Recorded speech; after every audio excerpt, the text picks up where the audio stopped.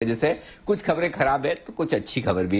अच्छी खबर यह कि इनकी subsidiary company group company Sterlite power IPO लाने की तैयारी में। क्या है पूरी खबर जानते हैं वरुण से। वरुण बताइए। डेफिनेटली अनिल जी, फाइनली इन्होंने डीआरएसपी जो है वो फाइल कर दिया है, सेबी से अप्रूवल मांगा है। कुछ दिनों पहले हमने आपको खबर बताई थी कि इसी साल दरअसल स्टरलाइट पावर का आईपीओ जो है वो आने वाला है और उसके तरफ दरअसल स्टरलाइट पावर जो है अब बढ़ चुका है।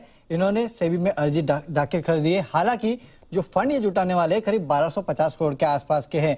इससे पहले माना जा रहा था कि हो सकता है कि 2000-3000 करोड़ के आसपास भी जुटाए, लेकिन शायद इनको जरूरत नहीं है। इसके लिए 1250 करोड़ के आसपास जो है वो इस आईपीओ से जुटाने वाले हैं।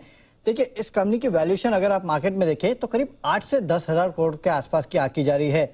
2016 में स्टरलाइट टेक से ये कंपनी अलग हुई थी। जो पावर कारोबार है वो अलग हुआ था और उसके बाद स्टरलाइट पावर जो है वो एग्जिस्टेंस में आई थी। कंपनी के पास पावर प्रोजेक्ट, पावर ट्रांसमिशन का कारोबार जो है वो है। टेरिफ मार्केट शेयर के लिहाज से अगर आप देखेंगे तो पावर ग्रिड के बाद देश की ये सबसे बड़ी पावर ट्रांसमिशन कंपनी है। तो एक बहुत बड़ी पावर ट्रांसमिशन कंपनी है जो अनलिस्टेड है, जो अब लिस्ट होने जा रही है। कंपनी का भारत के अलावा ब्राजील में भी बहुत बड़ा कारोबार है। कंपनी के पास करीब 13,500 सर्किट किलोमीटर की ट्रांसमिशन लाइन है और भारत और ब्राजील में कंपनी के पास कुल 25 प्रोजेक्ट है। यानी कि इंडिया और इंडिया के बाहर भी कंपनी का जो कारोबार है वो काफी हद तक फैला हुआ है और खासकर ब्राजील में इस कंपनी का कारोबार काफी फैला हुआ है। अगर आप इस कंपनी के फाइनेंशियल्स देखेंगे तो FY21 में करीब 2934 करोड़ के आसपास के रेवेन्यूज थे और 363 करोड़ के आसपास का प्रॉफिट था कंपनी के पास।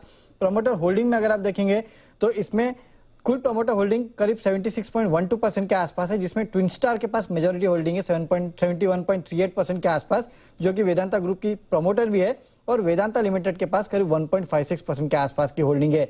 इस रकम का इस्तेमाल कहाँ करेंगे तो काफी हद तक जो कि डीआरएसपी में पढ़ रहा था उसमें लिखा था कि शायद कुछ डेट इन्होंने लिया है उसके लिए इस्तेमाल करेंगे कुछ रकम का। बाकी कहां करेंगे उसके बारे में कुछ दिया नहीं है, तो देखते हैं उसका कहां इस्तेमाल करते हैं। लेकिन कुल आईपीओ से करीब 1250 करोड़ के आसपास जुटाने की योजना कंपनी बना रही है और अब सेबी पे अब अर्जी इन्होंने दे दी है।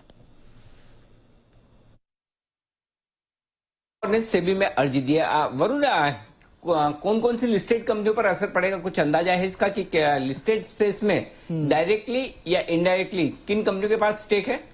अनिल जी, देखिए, लिस्टेड में तो 1.56% वेदांता के पास है, लेकिन आप ये सोचिए कि वेदांता का ही प्रमोटर है ट्विन स्टार, जिसके पास 76.12% है। यानी कि पैसे जाने अगर तो ट्विन स्टार के पास जाने हैं। अब ट्विन स्टार उसका इस्तेमाल कैसे करता है वो ट्विन स्टार जाने। कुछ तो डेट करने के लिए, कम करने के लिए यूज करेंगे, नो डाउट।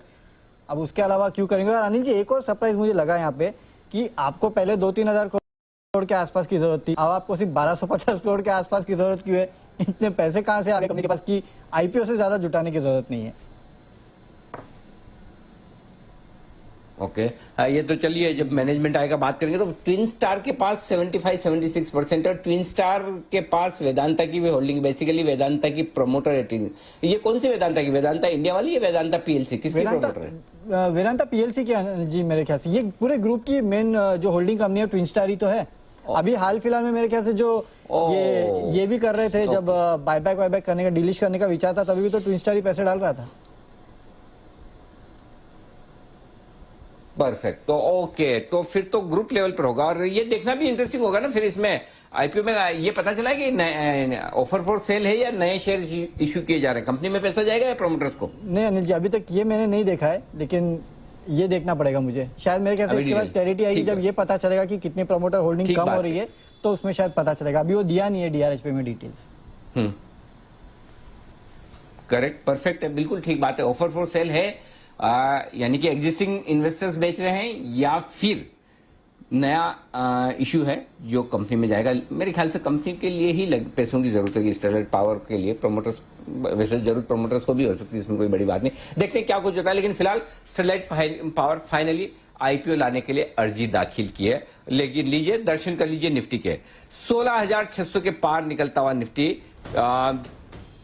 इंडेक्स कहां है मंदी? इंडेक्स में कहीं कहीं दूर दूर तक मंदी नहीं है, जबरदस्त खरीदारी। 16,606 ये है लेवल निफ्टी का। आपकी स्क्रीन पर 44 पॉइंट की शानदार तेजी बनती हुई दिख रही है और सेंसेक्स भी देखिए 187 अंक मजबूत होता हुआ डबल सेंचुरी मारते हुए आपके सामने।